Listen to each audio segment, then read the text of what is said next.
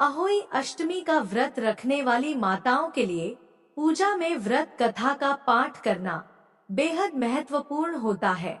ऐसी मान्यता है कि पूजा में व्रत कथा का पाठ करने से ही आपका व्रत पूर्ण जाता है। अहोई अष्टमी के दिन माताएं पूरे दिन निर्जला व्रत करती हैं और फिर दोपहर के बाद विधि विधान से पूजा पाठ करके कथा पढ़ती हैं। शाम के वक्त तारों को अर्घ्य देने के बाद यह व्रत खोला जाता है। आइए आपको बताते हैं अहोई की संपूर्ण व्रत कथा विस्तार से।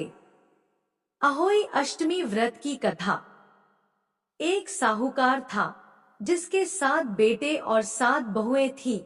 दिवाली से पहले कार्तिक अष्टमी को सातों बहुएं अपनी इकलौती ननद के साथ जंगल में जाकर खदान में मिट्टी खोद रही थी। वहां स्याहू की मांग थी। मिट्टी खोदते समय ननद के हाथ से स्याहू का बच्चा मर गया। इससे स्याहू माता बहुत नाराज हो गई और बोली, मैं तेरी कोख बांधूंगी। तब ननद अपनी सातों भाभियों से बोली, तुम में से कोई अपनी कोख बंधवा लो। सभी भाभियों ने अपनी कोख बंधवाने से इनकार कर दिया, परंतु छोटी भाभी सोचने लगी कि अगर मैंने अपनी कोख नहीं बंधवाई तो सासू जी नाराज होंगी। यह सोचकर ननद के बदले में छोटी भाभी ने अपनी कोख बंधवा ली। अब इसके बाद उसको जो बच्चा होता वह 7 दिन का होकर मर जाता। एक दिन पंडित को बुलाकर पूछा, मेरी संतान 7वें दिन क्यों मर जाती है? तब पंडित ने कहा, तुम सुरही गाय की सेवा करो। सुरही गाय स्याहू माता की भाईली है, वह तेरी कोख खुलवा देगी, तब तेरा बच्चा जिएगा। अब वह बहुत जल्दी उठकर चुपचाप सुरही गाय के नीचे साफ सफाई कर आती। सुरही गाय ने सोचा, रोज उठकर कौन मेरी सेवा कर रहा है, सो आज देखूंगी। गौ माता खूब सवेरे उठी, देखती है कि साहूकार के बेटे की बहू उसके नीचे साफ सफाई कर रही है। गौ माता उससे बोली, क्या मांगती है? साहूकार की बहू बोली, स्याहू माता तुम्हारी भाईली है और उसने मेरी कोख बांध रखी है, सो मेरी कोख खुलवा दो।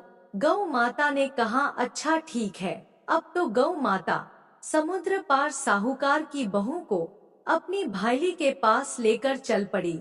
रास्ते में कड़ी धूप थी, सो वह दोनों एक पेड़ के नीचे बैठ गई।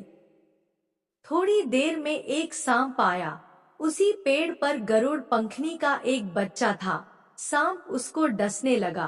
तब साहूकार की बहू ने सांप मारकर ढाल के नीचे दबा दिया और बच्चे को बचा लिया।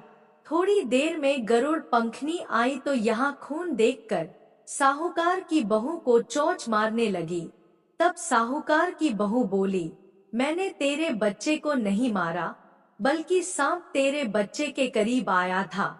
मैंने तो उससे तेरे बच्चे की रक्षा की है। यह सुनकर गरुड़ पंखनी बोली, मांग तू क्या मांगती है? वह बोली, 7 समुद्र पार स्याहू माता रहती है, हमें तू उसके पास पहुंचा दे। तब गरुड़ पंखनी ने दोनों को अपनी पीठ पर बैठाकर स्याहू माता के पास पहुंचा दिया। स्याहू माता उनको देखकर बोली, आ बहन बहुत दिनों में आई है। फिर कहने लगी, बहन मेरे सिर में जुएं पड़ गई हैं। तब सुरही के कहने पर साहूकार की बहू ने उसकी सारी जुएं निकाल दी। इस पर स्याहू माता प्रसन्न होकर बोली, तूने मेरे सिर में बहुत सलाई घेरी है, इसलिए तेरे 7 बेटे और 7 बहू होंगी। वह बोली, मेरे तो एक भी बेटा नहीं, 7 बेटे कहाँ से होंगे? स्याहू माता बोली, वचन दिया है। तब साहूकार की बहू बोली, मेरी कोख तो तुम्हारे पास बंद पड़ी है। यह सुन स्याहू माता बोली, तूने मुझे ठग लिया, जा तेरे घर पर तुझे 7 बहुएं मिलेंगी। तू जाकर उजमन करियो, 7 अहोई बनाकर 7 कढ़ाई करियो। वह लौटकर घर आई तो वहां देखा कि 7 बेटे 7 बहू बैठे हैं। वह खुश हो गई। अहोई अष्टमी का दिन आया तो छोटी बहू ने 7 बहुएं बनाकर कढ़ाई दी। उधर जेठानियां कहने लगी, जल्दी जल्दी पूजा कर लो, थोड़ी ही देर में छोटी बहू का रोना धोना शुरू हो जाएगा।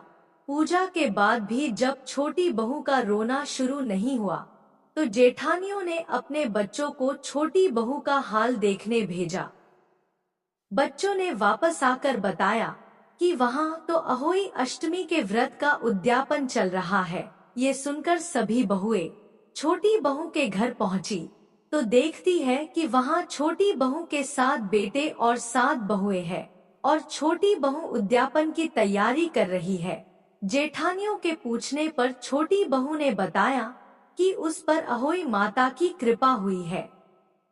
हे अहोई माता, जैसे छोटी बहू की कोख बांधी वैसे किसी की मत बांधना, और जैसे छोटी बहू को 7 पुत्र दिए और उनको लंबी आयु दी।